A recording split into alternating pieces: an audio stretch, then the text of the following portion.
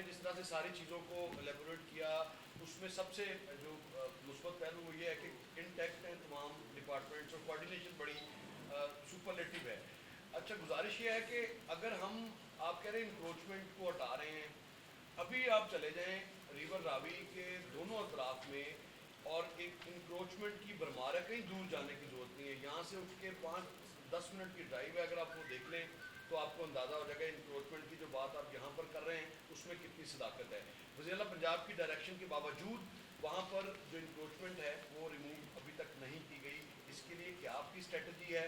کیا ڈوبتے ہوئے لوگوں کو نکالنے کے لیے پھر وہ اہلیز استعمال کریں گے یا پھر ریسورسز زیادہ یوز کریں گے؟ جی آئی تھنک اس کے اوپر جو کل میٹنگ ہوئی خصوصی طور پہ I think P D M A نے جو پریزنٹیشن دی, کیونکہ اگر آپ دیکھیے پوری ایک ڈیزاسٹر مینجمنٹ سائیکل ہے, ساری دنیا میں ایمرجنسی سروسز ہوتی ہیں جس میں ایمبولینس, ریسکیو اور فائر سروسز ہیں. پہلے آپ کو پتہ ہے یہ تھی نہیں, کوئی نمبر نہیں تھا جہاں پہ کوئی ایمرجنسی نمبر میں کال کرتا, بلکہ ایمرجنسی میں کہتا چلوں کہ اگر ہو آپ کو تو فوراً جو ہے ایمرجنسی نمبر پہ کال کریں 1122 پہ, تاکہ فوراً آپ کو مدد مل سکے. اگر ہمیں لیٹ کال کرتے ہیں اور صحیح جگہ نہیں بتاتے, یہ بڑا ضروری ہے, تو پھر آپ تک پہنچنا بہت مشکل ہے. تو صحیح جگہ بتائیں, آرام سے ایکسپلین کریں کہ کیا ہوا ہے تاکہ ہم آپ تک پہنچ سکیں. ٹیمیں وہاں پہ موجود ہیں, آپ صرف ہمیں بتائیں گے کہاں پہ پہنچنا ہے تو ہم آپ تک پہنچ جائیں گے.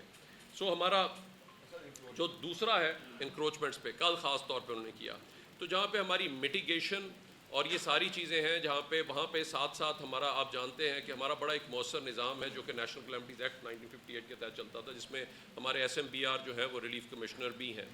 کل جس وقت ساری ڈیٹیل میں ہوئی تو انہوں نے جس وقت دیا کہ اتنے سالوں میں جو مختلف دریاؤں کے اندر جو چیزیں بن گئی ہیں اور جن کی وجہ سے پرابلم آ رہی ہے, اور کچھ جگہوں پہ انہوں نے ری لوکیٹ کرنے کی دریا کو کوشش کی بند بنا کے, تو اس کے اوپر میڈم نے کہا ہے کہ جی زیرو ٹالرنس ہے. اگر ہم نے شہروں میں یہ کر سکتے ہیں تو دریاؤں میں تو ڈیفینیٹلی اس ایریاز کو کلیئر کرنا ہے, تاکہ دریا کا اگر آپ کبھی بھی اس کے بیڈ میں جائیں گے اور آپ ہو سکتا ہے سالہ سال نہ ہو, لیکن جب وہ ایک بار آئے گا تو آپ کبھی بھی سیف اور سسٹینیبل ڈیولپمنٹ نہیں کر سکتے.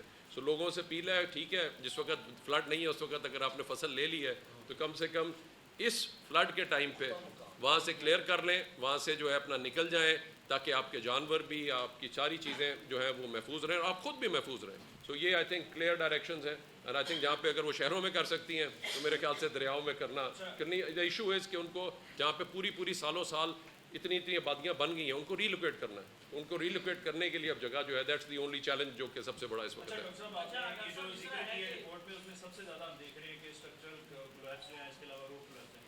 ہمارے پاس کیا اکوپمنٹ ہے, ہیوی مشینری, اور کن کن سٹیز میں وہ لوکیٹڈ ہے؟ لیٹس سپوز ہمارے پاس لاہور میں وہ لوکیٹڈ ہے, اور کوئی سراؤنڈنگ میں یا چھوٹے ڈسٹرکٹ میں یہ حادثہ ہوتا ہے تو وہ کتنا ٹائم لے گی وہاں تک پہنچنے میں, کتنی جلدی وہاں پہ سروسز؟ یہ آپ نے بڑا اچھا سوال کیا. دیکھیے آج اگر آپ 2004 کا جب 2005 میں زلزلہ آیا تو اس وقت ہم دیکھیں کہ ہماری کیا تیاری تھی.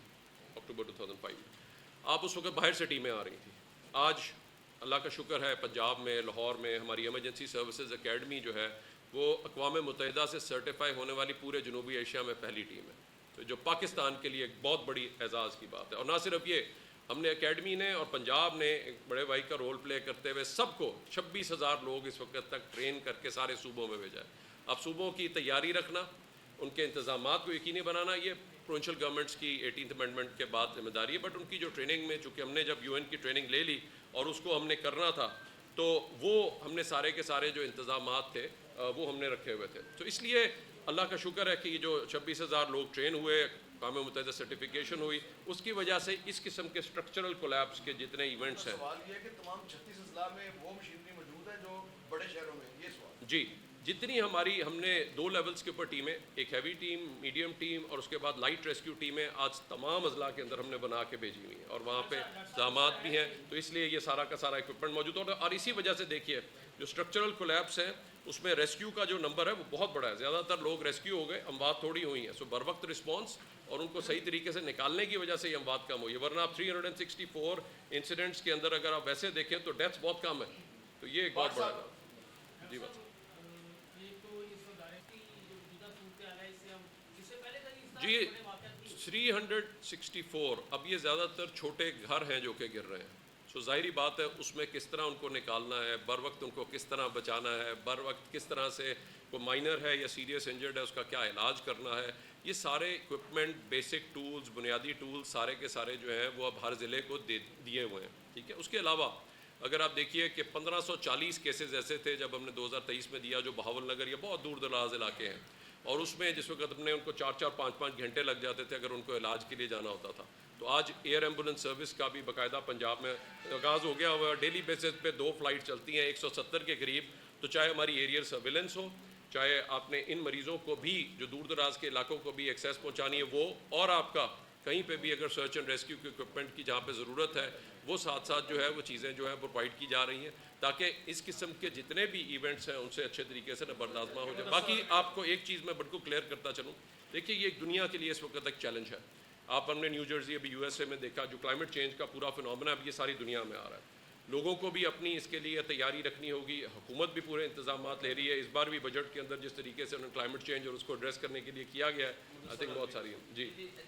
اس کے بعد آپ چکوال میں کراؤڈ برسٹ ہوا تو 500 میں بارش ہوئی, اس کے نتیجے میں سڑکیں بہہ گئیں, پل ٹوٹ گئے, ڈیم ٹوٹ گئے اور بہت زیادہ نقصان ہوا, فصلیں تباہ ہوئی.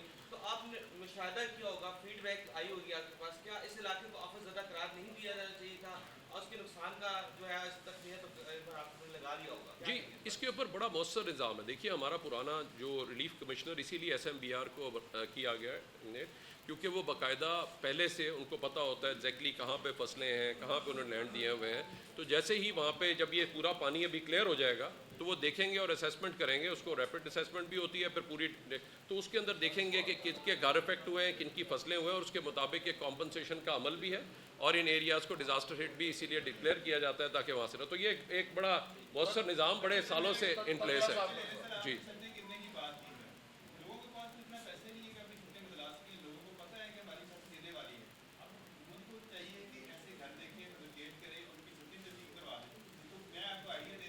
دوش عمارتوں کو کم از کم جو ڈکلیئر کی جاتی ہیں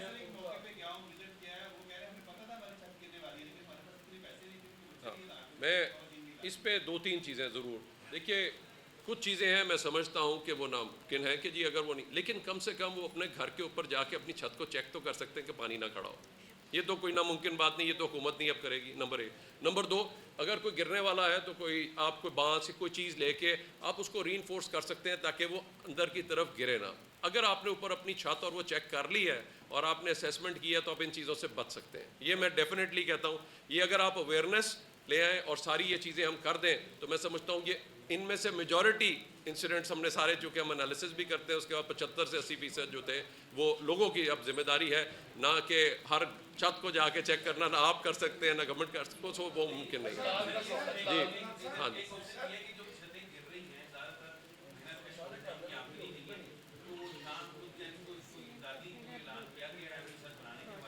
جی اس پہ جو پوری ڈیٹیلڈ ہوئی ہے آئی تھنک جہاں جہاں پہ کوئی واقعی کمپنسیشن یا جو وہ ایریاز افیکٹ ہوئے ہیں وہ ایک پورا سسٹم ہے, اس میں ہر سال اس کی وہ اپروول ہوتا ہے, وہ ضرور کریں گے. سو اس لیے وہ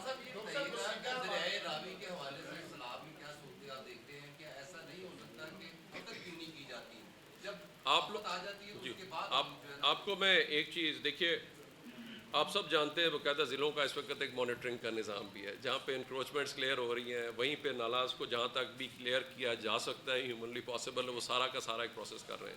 تھوڑا سا لوگ اس میں میری ایک ریکویسٹ ہوگی کیونکہ اب ایمرجنسی سروسز کو دیکھیں آپ, سارا جب ہم اربن فلڈنگ ہوتی ہے اس میں ریسکیورز بھی جا رہے ہوتے ہیں, وہاں پہ جا کے اندر نکال بھی رہے ہوتے ہیں, لیکن لوگوں کی بھی ذمہ داری ہے کہ یہ نہ ہو کہ کوڑا سارا نکال کے آپ پھینک رہے ہو گٹر کے اندر یا ڈرینوں میں, اور پھر اس کے بعد آپ حکومت کو کہیں جی آپ صاف کرتے ہیں, ساتھ ہی لوگ جا کے اس میں کوڑا پھینک دیتے ہیں.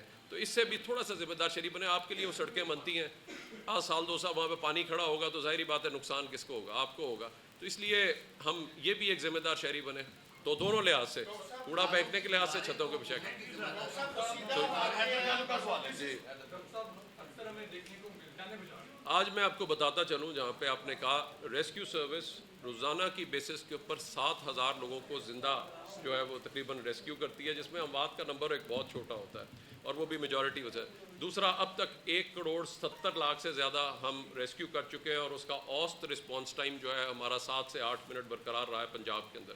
اور جس وقت رش بڑھ گیا تو اس وقت پھر آپ کو یاد ہوگا موٹر بائک ریسکیو سروس شروع کی, جس کے آپ سب لوگ گواہ ہیں کہ آج شہروں کے اندر اس نے 35 لاکھ سے زیادہ لوگوں ایمرجنسیز پہ رسپونڈ کیا اور اپنا 4 मिनट का औसत रिस्पॉन्स टाइम बरकरार रखा है, जो कि इंटरनेशनली भी अचीवमेंट है। साथ ही साथ बिल्डिंग्स के ऊपर मैं आता चलूँ, आपने एक बिल्डिंग की बात की थी, उसके पहली बार बिल्डिंग सेफ्टी रेगुलेशन नोटिफाई भी हो गए हुए हैं, और जितनी नई बिल्डिंगें बन रही हैं उन सब के अंदर इंतजामात किए जा रहे हैं, और जो बाकी भी बिल्डिंग जो सेफ़ नहीं है उनके हम ABCD कुछ दिनों में आपको कोड्स इशू हो जाएंगे, और जो बिल्डिंगें सेफ़ नहीं उन पर भी एक्शन होगा। तो ये सारे के सारे जो इंतजामात हैं, ये सारी की सारी चीज़ें जो है वो इस वक्त साथ साथ की जा रही हैं, ताकि लोग जितने भी हो महफूज रहें। मैं इसका, अगर आप ये चूँकि हक़ाइक़ जो हैं वो उसके टोटली बरक्स हैं, क्योंकि फैक्ट सामने है। अगर आप देखिए तो सिर्फ 21 ड्राउनिंग, और वो भी इनमें नहीं हुई, पॉन्ड्स में और मुख्तलिफ जगहों पे को बच्चे नहाते हुए ज़्यादातर जो हैं वो डूबे हैं। तो इसलिए ये आपके जो फैक्ट्स हैं वो करेक्ट नहीं है, तो इसलिए ये ठीक नहीं है।